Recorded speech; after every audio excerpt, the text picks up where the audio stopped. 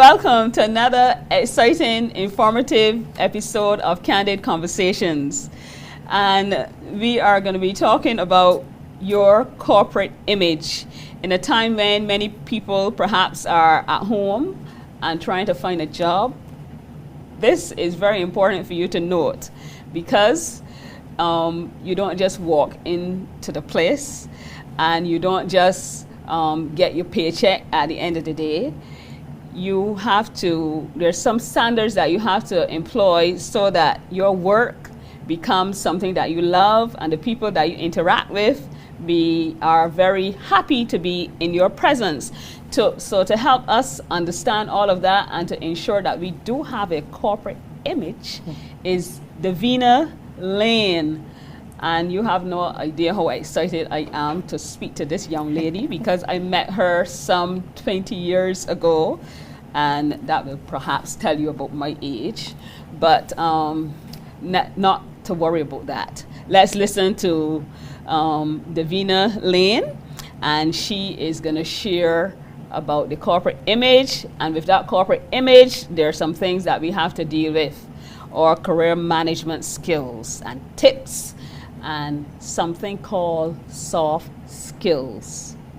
Davina, it is so good to have you on this show. Thank you. It's really great to be here. Really, really good to see you again as well. Wonderful. So as I was looking through my little file, I note that we have here soft skills. All the skills that I know are when you are doing cement or carpentry or any things like that. What are soft skills and how do they impact the corporate image? What is this all about? Okay, so there tends to be some level of, I guess, disagreement out there in the corporate world with this phrase, soft skills. Mm-hmm. But they are hard skills, those skills that you mentioned, or technical skills, which are things like which are things we have to know. So things like learning how to operate a computer, learning how to build construction, those are hard skills, things that you know, things that are technical. Soft skills, however, the term soft doesn't make them any less important, but the term soft, or sometimes people call them human skills, these are skills really that are intrinsic, intangible, are inside of us. So things related to our attitude and our character and our personality, those are the things that we call soft skills. Things that endear people to us. Do people like us? Do people not like us? How do we interact with people? So those are things that we call soft skills. Things like your customer service skills, those are soft skills. Your customer service skills. Yes, everything that's just one example. Yes. That comes out. Yes. Okay, that makes you ready for the world of work, to work with people. Yes. So, because if you're working on your own, you don't need that, right? Do you? Well, but are you ever really working on your own? Because you will have to interact with somebody at some point. I mean, yes, we can stay home and receive all our money through internet banking and, all those things. But at some point, you will have an interaction with a human being. And the way that you portray yourself to that human being will be important. Okay. Yes, I think you're selling me on that. So then I said that we are looking at our corporate image. Yes. And that means that we are trying to either maintain a job or get a job. I do not know how you do it these days. Do people still write CVs? How are interviews conducted? How can you help us in that regard? Okay, yeah. So people still request CVs. When you apply for a role, people still do request cover letters and CVs. And this is how you sell yourself to an organization. Your cover letter should really be one page, it should be punchy, and it should really tell people what you can offer to the role. Highlight some of your skills, highlight some of the hard skills, soft skills, and tell them in a punchy way what you can bring to the role. And then you have your resume, which is like 1 to 2 pages, or your CV, which is a lot longer. Sometimes people mix up the two. Because I was just going to say, yes. Yes. What's the difference between the CV and the resume? Right. So the resume is a shortened version, a summary, really, and the curriculum vitae or CV is much longer and more detailed. So a CV will typically be 3 pages. Some CVs go up to about 6 pages. It depends on your profession as well. A resume is really a shortened version, generally no longer than 2 pages. Wow. Yes. No longer than 2 pages. Yes. It's a good sign you don't have to apply for a job today. But having prepared those, what next? Right. So once you prepare your CV and your cover letter, you send it off and you wait. You wait for someone to give you a call back. When they do call you back, they usually invite you to an interview. Now, these days, interviews take many formats because we've been shut down, so we can have virtual interviews, or now that things are beginning to open back up, we may have in-person interviews.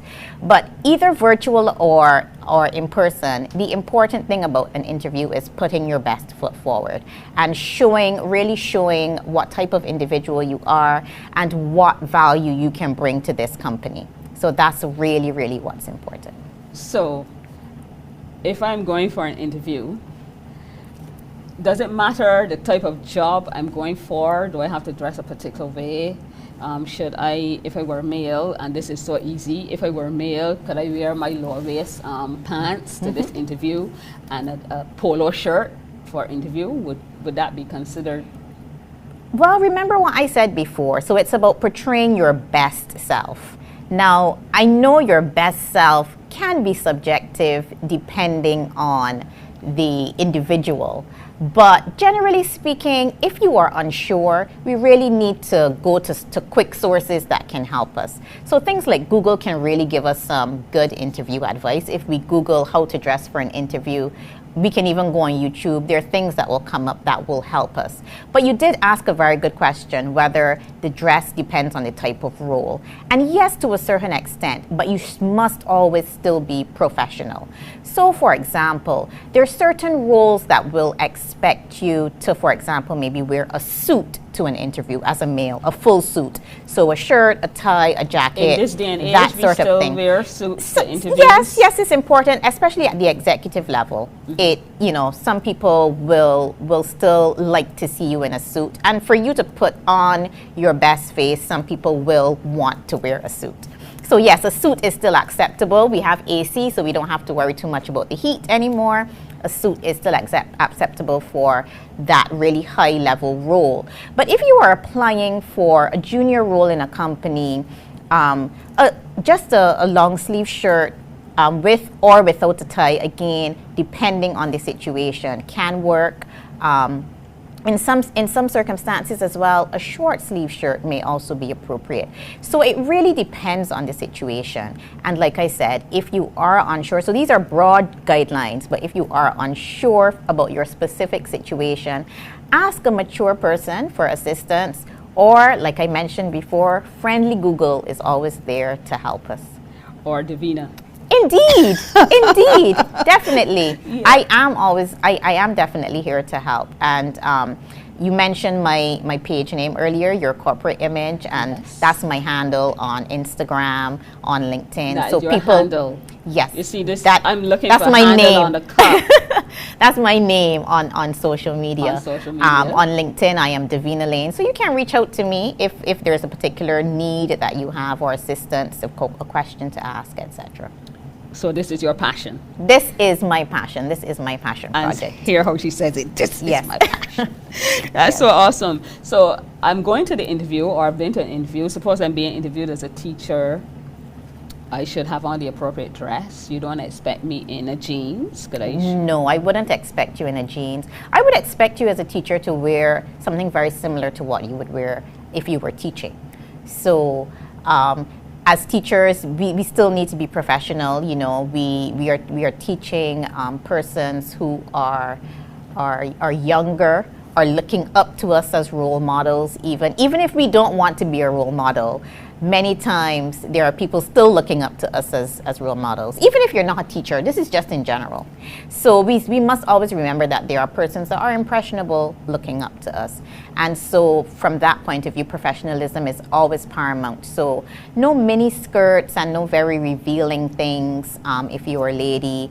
If you are a gentleman, you know, I wouldn't imagine that you would want your pants much lower than, you know, really where your waist should be. So, you know, just keeping it professional, keeping it appropriate, keeping it neat as well. And I'm doing all of this because I need to sell myself. Yes. I need to get this job. Yes, put your best foot forward. Put my best foot forward. Yes. When I go into the room, I'm imagining there's a room and a door. So when I get into the room, do I sit or do I ask people or do I wait for them to tell me to sit? Yeah, that's a really good question. Usually I would recommend waiting until you are asked to sit. Unfortunately, sometimes people don't actually offer you a seat. So if you find that you're standing there for a few seconds too long, just have a seat. Use your initiative and have a seat. But generally speaking, you really should be invited to have a seat. I know interviews can be nerve-wracking as well. So it's always important, I think, if we are unsure, to let the interviewer really lead us into really what will happen next and kind of take our cues from the interviewer. Okay, so in that listen, regard. Yes. We listen and carefully. Then respond. Indeed. Listen carefully and respond. I always tell people as well, it's important with interview prep. And I know people think, interview prep, why do I need to do this? But it is critical because many times when you are nervous, you become stumped. You become fearful. For some people, fear makes them react in different ways. Mm-hmm. Some people they become forgetful. Some people, they forget critical things. It might not be an entire thing, but critical things. And so because of that, it is important to prepare. Now, when preparing, it is also important not to sound rehearsed. So you prepare something broadly, you prepare your responses broadly. Again, there are general questions that people ask at interview that you can go on the internet and practice questions for. Mm-hmm. Tell me about yourself is a main question that people generally ask. It's usually the first question. And when they ask you that, they don't want to know your age, how many children you have, if you're married. Those are questions that really people shouldn't ask at interview, actually. And if they come up, you can, politely decline because they call these discriminatory questions. They really have no bearing on whether you can do the job or not. Mm-hmm. So questions like tell me about yourself really are there to find out a little bit about you as a person, about your work history, if you have a work history, and if you have any hobbies that may be applicable to the job, or you can even bring in hobbies just to show your fun and human side as well. Okay. And it's important when they ask that tell me about yourself question not to ramble on. So that's another reason why you prepare, because you don't want to sit there for 5 minutes, well, I like this and I like that. No, you need to be punchy, but get the point across. Get the point yes. across. Davina, I feel like I want to go on an interview. But in addition to the tips that you spoke about with regards to the soft skills and the interviews and so on and so forth, what else do you offer? What else in your field do you offer? When I Google you or Instagram you, what else will you share with me? Sure. So your corporate image also offers, I'm a certified hospitality trainer, mm-hmm. and I also really have a passion for training and development. So we offer training also within soft skills. So I do customer service training. We also offer team building. I do team building for companies and organizations or small groups as well, and facilitation. I can assist you with facilitating your workshop or seminar, etc. Okay, believe it or not, girl, we are out of time. Oh wow, that time really flew. It really did fly. And just say one more time, how can we connect with you? So I am at Your Corporate Image on Instagram. I am Davina Lane on LinkedIn, and feel free to follow me and connect there. Child, it was such a pleasure Thank you so much. sharing with you this afternoon. It was really great seeing you again and really good to be here. Continue to keep safe. Thank you. You're welcome. Thank you. People, one here, and you see the children that may be studying at home alone, it's on all the way to look out for them. So parents and guardians, if for any reason you have to leave home, remind your children to don't let anybody in the house, especially when no one else is at home. Nobody at all. And neighbors, you all in this too, look out for. I love making friends out on the reef where I work. There are no dirty pipes, and the water and reef here are clean and healthy. But the reef where I live is not as healthy as it used to be. The runoff from those pipes is killing the coral and the sea life. I wish my reef was clean and healthy again. There are lots of things we can do to make Terry's dream come true. Let's do our part to keep the coastlines clean, safe, fun, and climate resilient.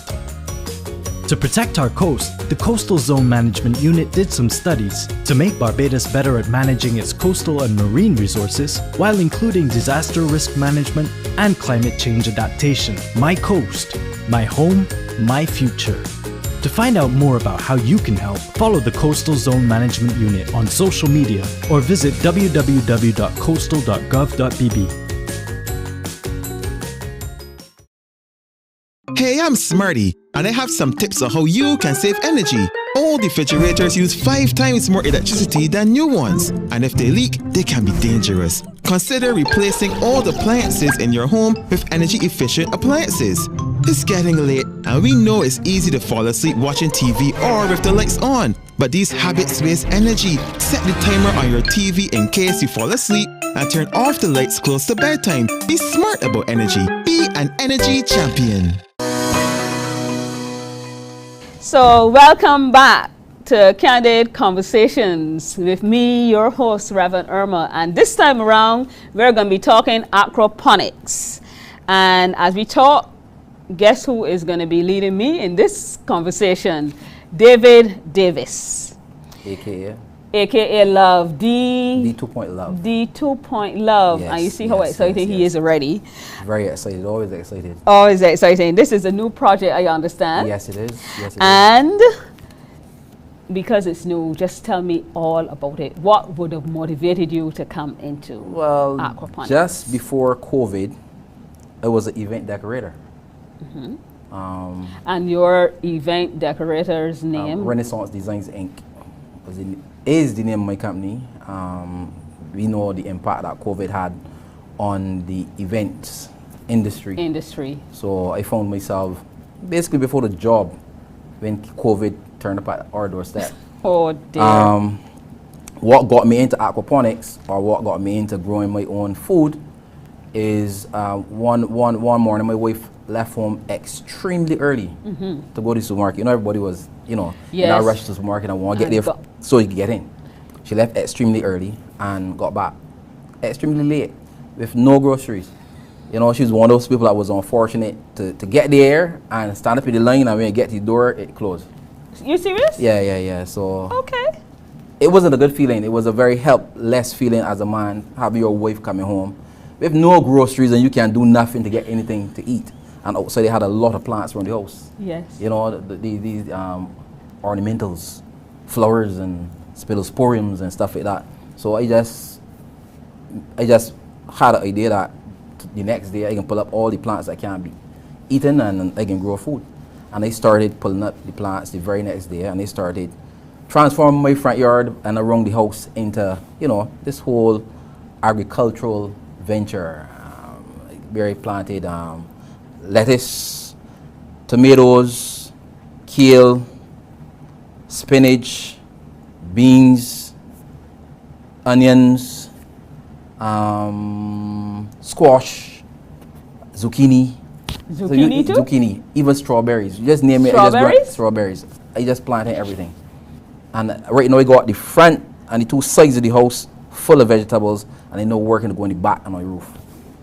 On the roof, you said? On the roof. So the area, you said, was it garden. It was just the typical garden with Typical with garden. normal garden plants that you can't eat, and it's food they want. So once I started looking for food, or how I could create an environment around my house that can sustain and maintain my household if the worst should happen, like if we go a food shortage in Barbados, I should be able to go outside and get something to eat. So that led me to the fastest way to grow a vegetable, and that is aquaponics.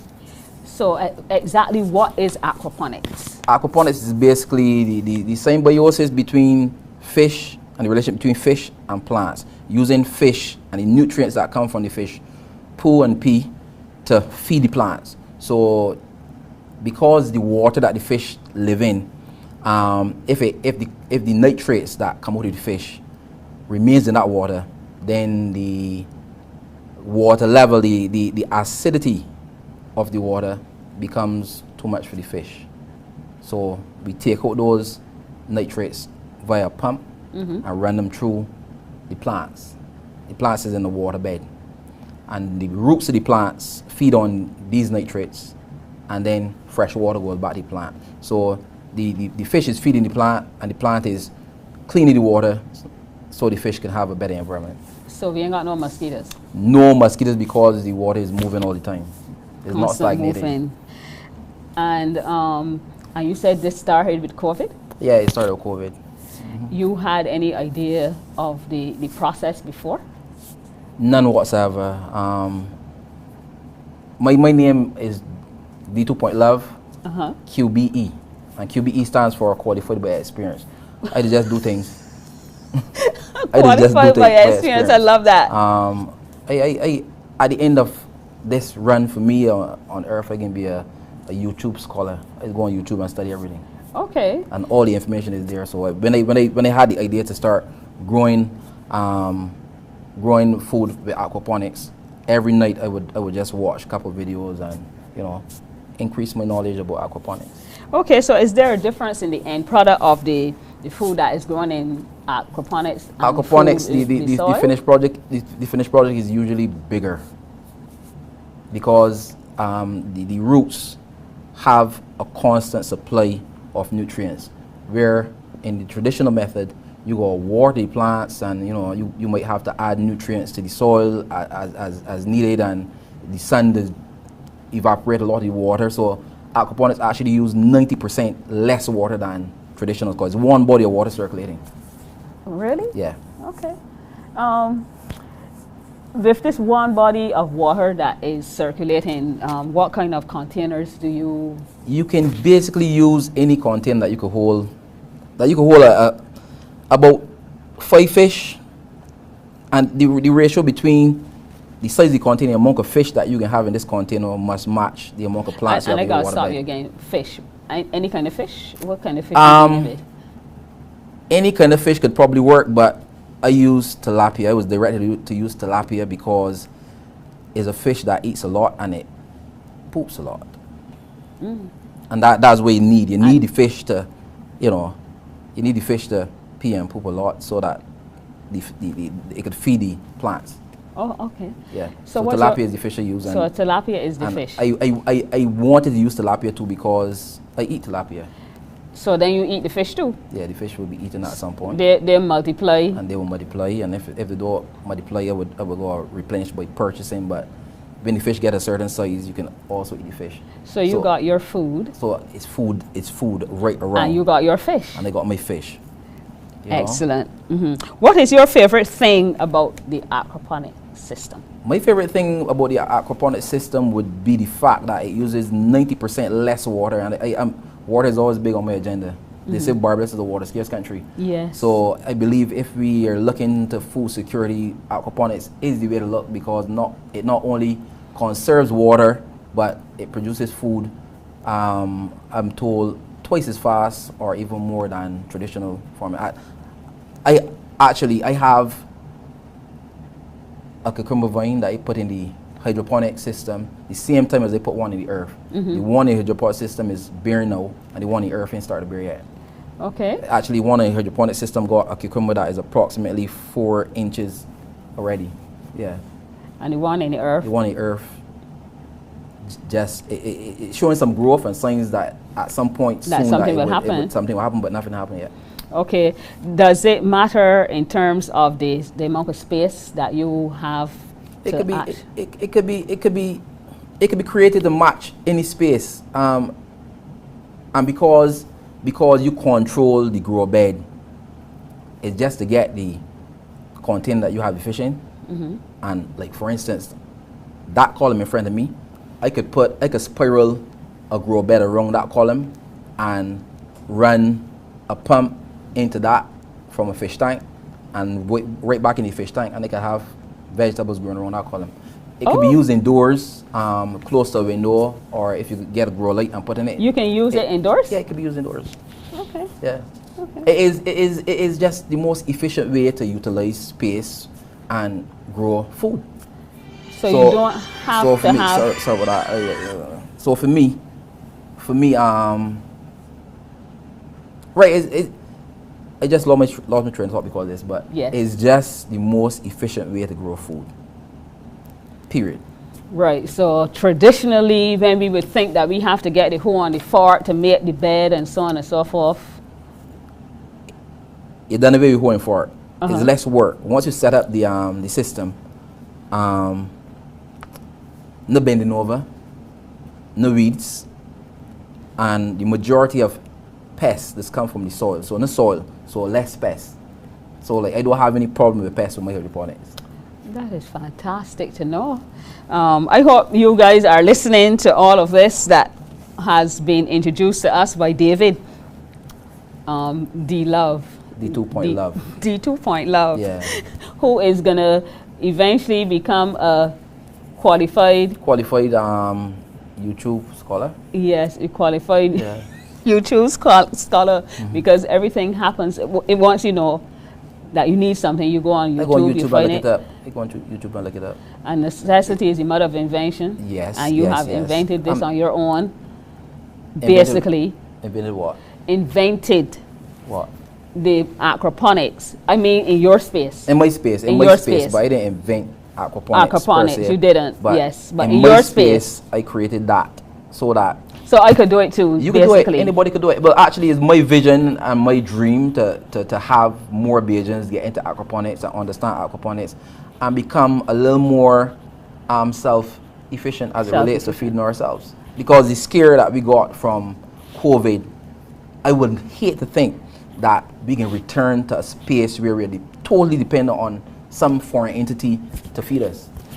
Yeah, because I like the array of vegetables and fruit that you say that you've planted, the strawberries, because you know those are imported. Yes. Zucchini is imported as well. Right.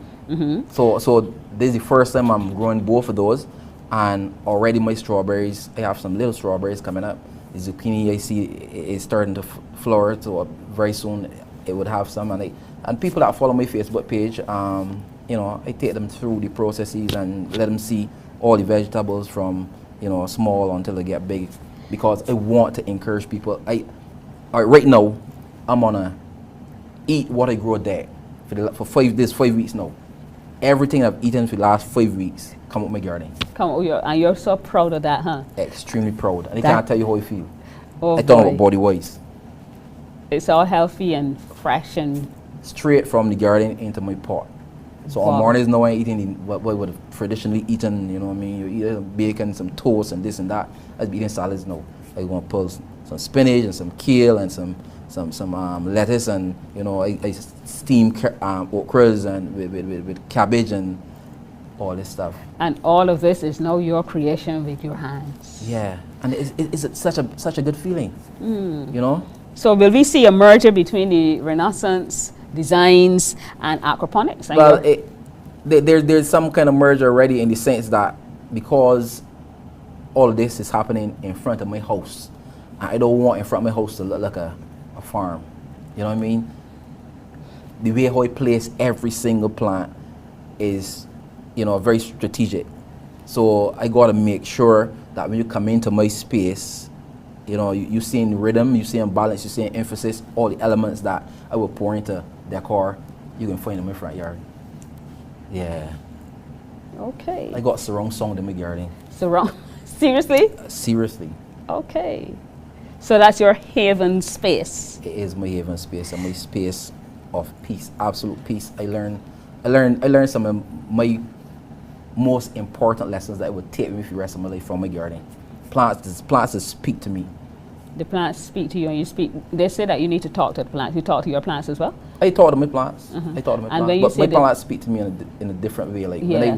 when I work with a plant and go through the processes of nurturing it and helping it to grow, to give me food, somewhere along that line, it teaches me something. For instance, I learned that when pulling grass, the most, I mean, that's, of all the things that's make me miserable in that grass, because you pull it today and tomorrow you come back, it's still there, come back again. Until I realized, when I took out one, that there's a bulb to the bottom of the nut grass, right? If you don't get out that bulb, it's going to grow again, right? So it said to me that in life, there are some things that you must let go in order to grow. The nut grass is let go, right? And keep the bulb in the ground so that it can live again. If it hold on to the bulb and the whole nut comes out, the nut grass can die. So that, I learned that lesson from that experience, that there are some things in life that we must let go in order to live. There's some things in life that we must let go of. In order to live, yeah. In order to live. And was in our discussion, you were saying that you wish more of us could get involved in, and why again is that necessary? Most definitely. It gives you a better sense of security on an individual level, that no matter what happens tomorrow, I can come out and get something to eat. Additionally, it is just a healthy way to live. We've been taught to eat a diverse set of things that, when we really look at it, is not good for our health. You know, we tend to pay more attention to what we put into our engines, our car engines, than our bodies. And if I had to look at the two together, you know, like some people drive a distance because they don't put this type of gas in their car. Yes. But then they will say, "Man, I can't help but eat donuts." But I say to me is that you paying more attention to the car, or you're more serious about the health, for want of better words, of your car than yourself. So it might I've come to a place where I'm beginning to realize that a lot of things that we were taught ain't necessarily best things for us. And it comes right down because my parents gave me some stuff to eat that wasn't good for me, that I bought into and I eat. That wasn't good for you? That wasn't good for me. Okay. Yeah, that's the harsh reality, and that's the truth. And the reality is that if we could all grow and eat what we grow, that we will all live healthier lives. And that would be less on our pockets. Less on, exactly. Economically Exactly. and otherwise. Exactly. And we'd be more healthy. Yes, less communicable diseases. Yes. And when you grow something, you know it. Like, you know what you put into it. You know it ain't got no hormones, or you just know that this was grown organically. If you so desire to grow like that, so you know it's good for you. So you don't have to worry about the chemicals and safeguarding to kill the weeds, etc. Not at all. So what is necessary for the basic setup? The basic setup, you need fish, you need plants, and you need a grow bed. When I refer to a grow bed, what it basically means is some medium that allows water to travel through it and allow you to put the plant to just sit in that medium, whatever that medium might be. I use PVC pipe. I've seen people use foam and do a floating bed. So if you picture a bucket with foam on top and you put holes in the foam and just place the plant in the hole, so that the root is in intimate contact with the water constantly, this nutrient-rich water that comes from the fish. David Davis. D2 Love. And you're never gonna let me forget that, right? Nah, D2 Love. That was my spirit carrying me. I just want to be that vessel, that person that just pours out love into everything they do. Everything that you do. So as you feel his love, remember that when we get into aquaponics, which we should, because it's all healthy and it's quicker way to get food, and then we ensure that we actually have something, then all of us could have some healthy lives. Thank you Yes, so much for ma'am. sharing with us on this candid conversation. And it was a pleasure being here. Thank you so much for inviting me. You're more than welcome. My name is Smarty. Let me show you how to save energy. Don't leave your devices plugged in all day. That can be bad for some devices and it wastes energy. Here's a better way. When possible, always unplug your chargers and devices. That's an easy way to save you money on energy. Whoa, it's freezing in here. Don't leave the air conditioner on in an empty office. Turn off the AC when it's not needed. Be smart about energy. Be an energy champion.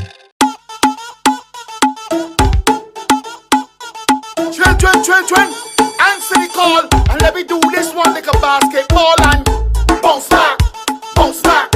School open up and we going back. Bounce back, bounce back. Make sure your school books in the hammer sack. Bounce back, bounce back. Positive attitude must be intact. Bounce back, bounce back. Be vigilant and be on track. Yes, enjoy your learning when you go back to class. 1, 2, 3, 4, 5, do your math. Any test the teacher give you, work hard and pass. Full marks every time, smile and laugh. Respecting your teachers, that's the right path. Make your parents proud, that's the next half. Returning to school, happiness, full blast. Protocol still on the broadcast, so make sure that you sanitize and put on your mask. And bounce back, bounce back. School open up and we going back. Bounce back, bounce back.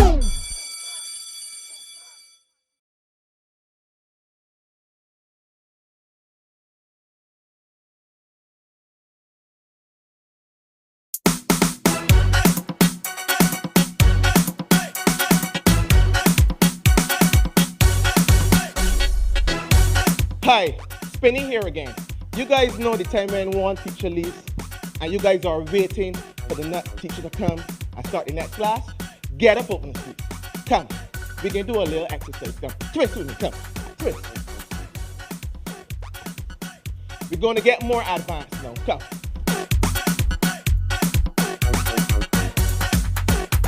Bring it down, keep twisting, and twist. Beautiful, job well done. Now sit and wait on the teacher.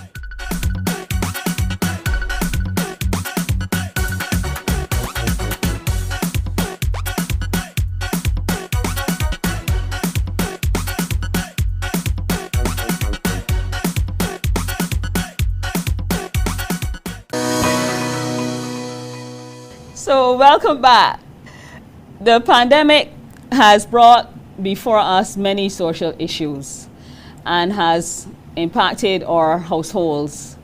Among those things which many of us struggle with is hearing persons speak about suicides and depression, etc. As we seek to navigate these challenges, I have with me a very exciting young lady to share on a topic which I am not sure that everybody is familiar with, and it is bipolarism. That's a mental condition, but she's going to explain a whole lot more about that. And like I said, beautiful young lady, her name is Carell Hollingsworth. Welcome, Carell. Thank you for having me. Wonderful. Nice to meet you. Great. So tell me, what would you like to know? First of all, what is bipolar? Bipolar is one of the mental diagnoses that anyone can have. There are different types of bipolar. There's bipolar 1 and there's bipolar 2. Bipolar 2, like how you spoke about depression and suicide, that's more that side of things, because those persons tend to have depressed episodes. Whereas myself, I'm bipolar 1, and that is something where you would have more manic episodes. I can try to break it down as layman for you. Please. Okay, so manic would be, I'm a very active, energetic person.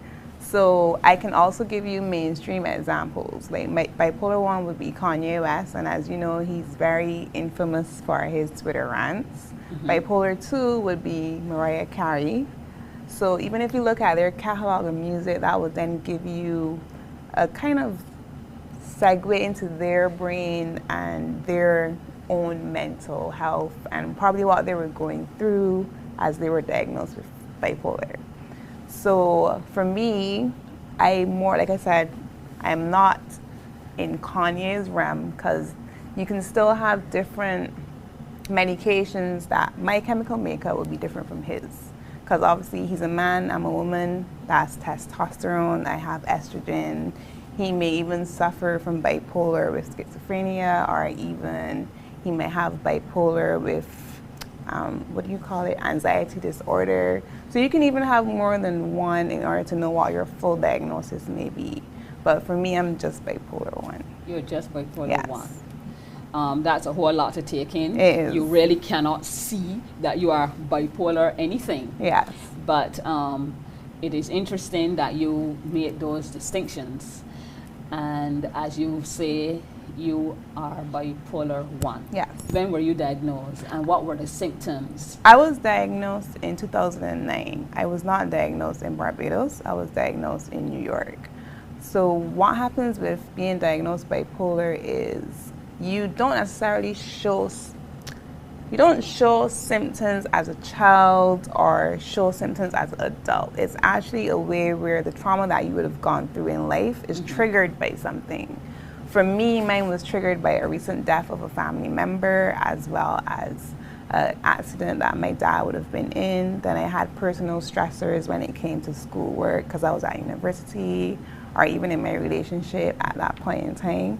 So it's kind of like, as they say, the straw that breaks the camel's back. Yes.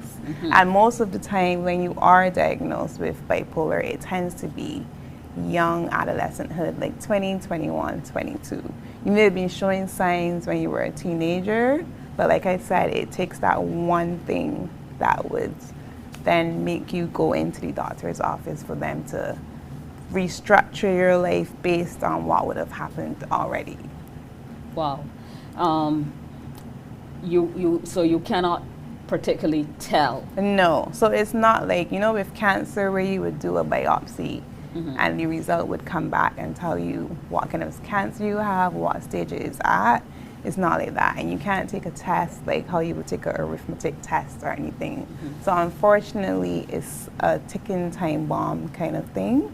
But unfortunately, because of the stigma, people tend to associate it with violence or someone randomly waking up and deciding, I'm gonna kill these much people today. But really and truly, it's the makeup of yourself, like I said before, or even your trauma that you would have had as a child and how serious it has affected you as an adult. So basically, something happens in your life.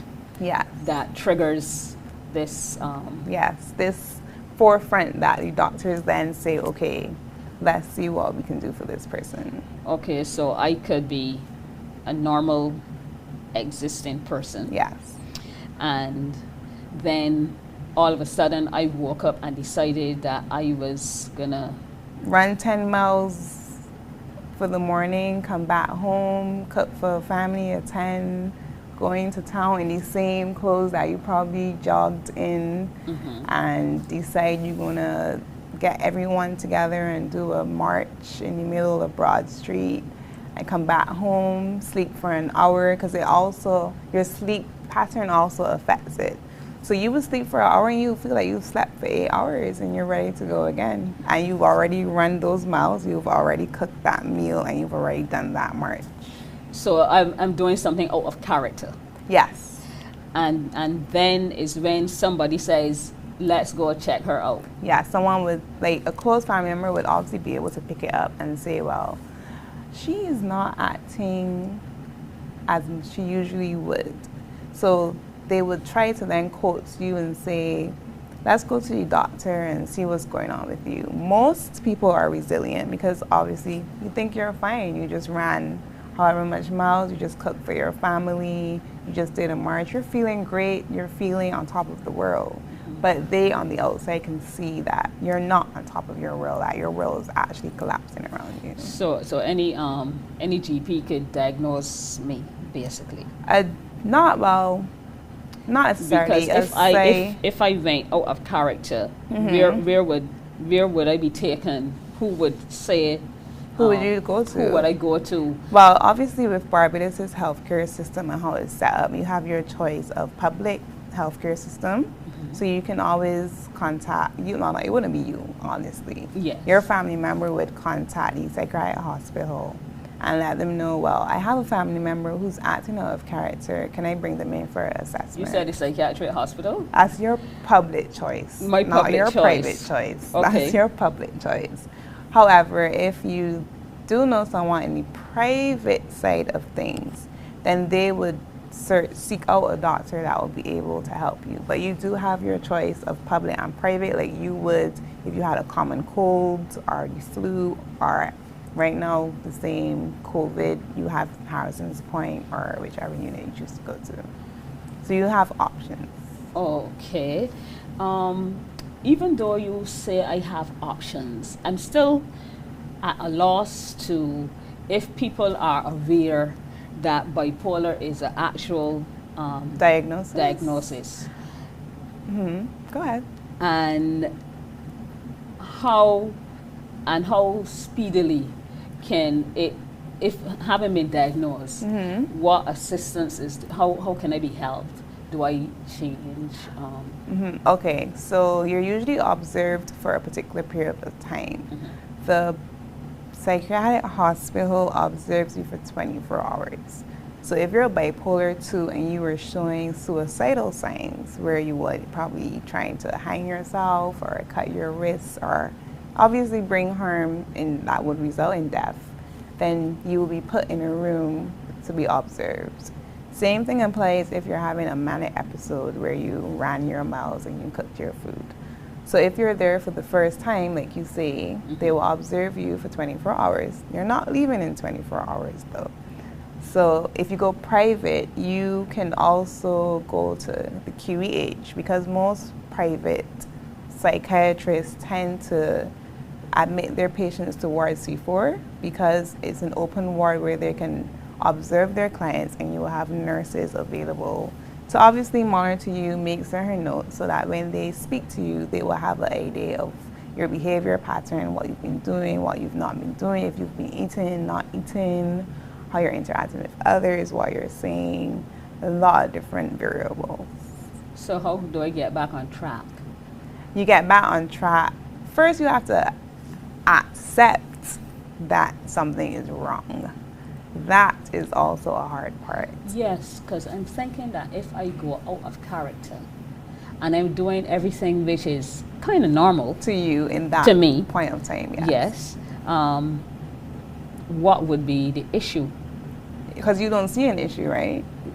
Exactly. So what will happen is they will say, well, you were distributing this, and we have seen that you are showing signs of being bipolar 1, or you're paranoid schizophrenic, or you have an anxiety disorder. And remember, bipolar and schizophrenia, those are mood disorders, because then you also have personality disorders. So that's where you would get, I know it's very broad spectrum, so you would get, as you know, there are some people that may have multiple personalities, or there's something called dissociative disorder where some people speak to themselves in the third person. So you have to accept your diagnosis first, and in accepting your diagnosis is when it becomes easier for you to accept the treatment that they're willing to give you. Okay, how has it been for you when your friends found out, if they ever found out, or how was it? My friends dropped like flies. They sure did drop like flies because of the same stigma you were talking about. Everyone in the media portrays it as a Freddy versus Jason thing. Like I said, it's always associated to being violent, or as Bajans would say, you know, buddy mad, yeah, I ain't getting around she, or she went on Black Rock. So people don't want to be associated with it out of fear for themselves, which you can't blame them for, because as you said, it's a topic that isn't discussed very often. So because of that, people are unfortunately ignorant to it. And most people don't wake up and say, let me research being bipolar today. Let me research depression today. No one does that. Everyone wakes up. First thing is, what do you eat for breakfast? No one's thinking about your own mental state, their own mental state is very, very far-fetched because, as you know, they think they're fine, but it's the people on the outside that can see that they aren't. Okay. So once I have accepted that I am bipolar and I'm taking my medication, yes, that's also another serious adjustment to have. To take the medication? Yes. Because that now, because you also spoke about the chemicals in Chemical the body. makeup, yes. The chemical makeup in the body. Exactly. And then you said about the testosterone. Exactly. So different things would determine which medication works for you.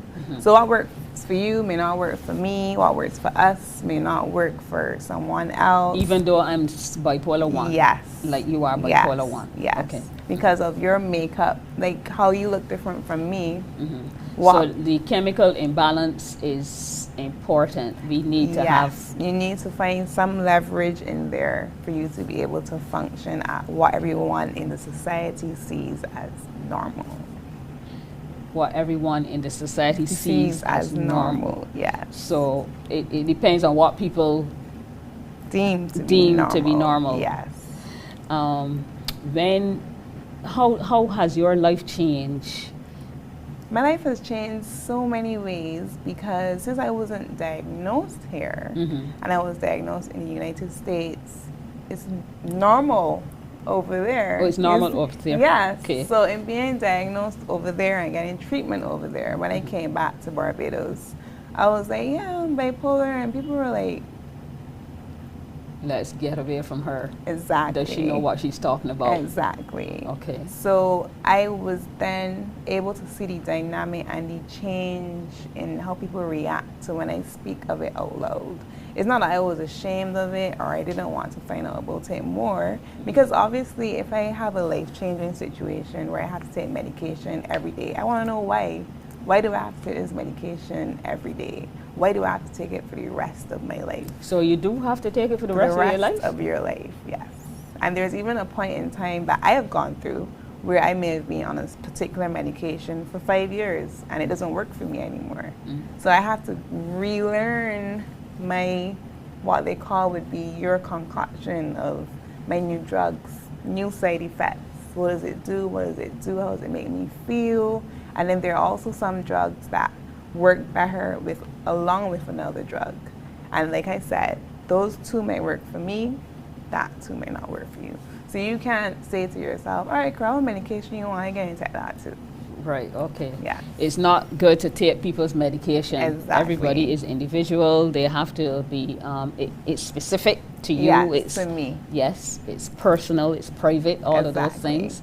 And once you have reached that stage, how, well, in Barbados, how has it been in terms of, I know you say your friends drop like Sure, and family too. And family too? Yeah, of course. Just because family is family and you have the same DNA doesn't mean that they look at you any different. But that is because we do not understand? That's because you don't understand. That's because you're frightful yourself. You may even be feeling guilty as my family member that you didn't pick it up or you didn't even realize it too. So most people's way of dealing with something is not dealing with it at all, because it's easier. It's easier not to deal with it. But it may be easier for that person to make that choice, but it's hard on me because you may have been one family member I've always counted on. I may have grown up saying, oh, you know, she's bringing me sweeties, and from that I would have trusted you and I would have said, well, I got an A in art today, and all of a sudden that relationship's gone, and that's something that I have to deal with on top of finding out I'm bipolar, and then saying to myself, do I even want to tell anybody anymore? Because look, my favorite auntie is not around anymore, or my uncle, or my cousin. Like, should I keep it to myself just so that I still get my sweeties? It's very, very challenging, and it would make you sad. And in being bipolar and having emotions, then you don't know if your emotion is genuine, or you don't know if you're an episode. If you're having an episode. Exactly. you're relatively young, still Yes. looking very vibrant and all Thank of that. you, yes. So what I want to know is, how have you been able to adjust To my new diagnosis, well, it's not new anymore. to the diagnosis, but still to everyday living? Because you look as though you are involved in everything. Are you involved in everything? Yes, like everyone else. Studies, career. Yes, like everyone else. I too, well, I had, my share of 8 to 4s. I like to go to the movies. I like to go to a fete. I like to go shopping. I like hanging out with my friends. I like traveling. I like playing chess. I do everything that the normal person does. Just that the normal person is, if I call you and you know I'm bipolar, if you answer your phone, I really want to play chess with her, although I know if she can stab me with the chess piece or, yes. Yeah, but why would that thought happen? Not for the person, but is it a reality that could happen? That we could be having a normal conversation, like we could be having... That's why I told you, everyone is made up differently. So my trauma may be from simply someone probably sexually assaulting me as a child, or it may be that I probably witnessed something violent. It depends on your trauma. It depends if you're being compliant with your medication. It depends on if you've decided to accept the same diagnosis and speak to your doctor each step, because your doctor is very important as well. Because if when I said my medication changed, I had to tell my doctor, all right, so I wasn't getting this side effect before, but there was one time I was on a medication and I just used to stare. So I would never blink. So I had someone that had to actually say, Cora, you have to blink. So all those different things, as minuscule as they may be, you still have to tell the doctor. But you may not want to tell your doctor, because then that's another medication you have to take to counteract that side effect. And the pills that you have to take every morning are just growing in number. And it's frustrating because, as you know, some people put on weight from medication. Some people put on weight normally. And us women, we're the first people that notice when we start to put on weight. So in getting medication now, it's very important for you to pay attention to your diet, exercise daily. And like I said, it's a chemical thing. And those natural things then give us I can't remember what you call it. When you have the happy, what is it? You know what I mean? What? When you exercise and you get the rush of adrenaline? No, it's not adrenaline rush. It's a natural chemical in your body that is activated when you do an activity. That helps in your treatment as well. Because obviously you're taking out your stress, because stressors are also triggers. Exactly. Also a trigger. Yes. So you would have had a situation that caused trauma. Yes. But this situation would have happened however 10 many years ago. I may have been 2, I may have been 5, I may have been 7. But how my brain works is I tend to block it out. Or my brain tends to block it out until something happens, and then I remember what happened back then, and then I go forward from there. Not necessarily I remember it and I'm like, oh, I have to stop this person. No, that's not how it works. It's like, even sometimes in conversation when someone asks me about being diagnosed, I give situations where I'm like, I totally forgot about that. So even for me, it's a learning curve sometimes where I'm like, oh, I honestly don't remember that since it happened. So it's, like I said, it's a lot of different variables. Okay. What would you say to the public, the community, in terms of how we should be there for each other, how we could be able to understand what life is about for persons who are diagnosed. And especially in this time that we are in, when many of us have to be at home, and probably in confines where we do not want to be for long periods of time. What would you say? How would you help to change this situation? It's a very, very simple thing. Be your brother's keeper. Even in the press conferences that we get where the Prime Minister says, You know, check on somebody, see how this body doing. Those little things go a very, very long way. Because that phone call or that WhatsApp message may be the message that that person needs to take them off of taking their life. Because we did have a lot of suicides while we were in lockdown, or even feeling like nobody cares and going into that state of depression, which is hard to come out from, and even wanting to function or even wanting to like take a shower. So those little things go a very long way. And then obviously when we're allowed to go outside, you know, check on this person if you realize, wait, but I hear this body in such and such a time. How are you? How are you doing? What you had to eat? Not necessarily, wait, you feel like, you know, doing this today or harming it. Just a normal conversation goes a very long way. So red flags would be some red flags. You can't pinpoint it either, because there are some people that might see them in town yesterday. Like, yeah, man, I good, what's going on? You know, I ain't see you since school. Next day, lady of such and such takes her life, and you're like, but I just talked to that body. So you see how quick it could change. That's point something second is so important. Is there anything that, is there a movement, is there a group that people could align themselves with who have bipolar? Is there an organization?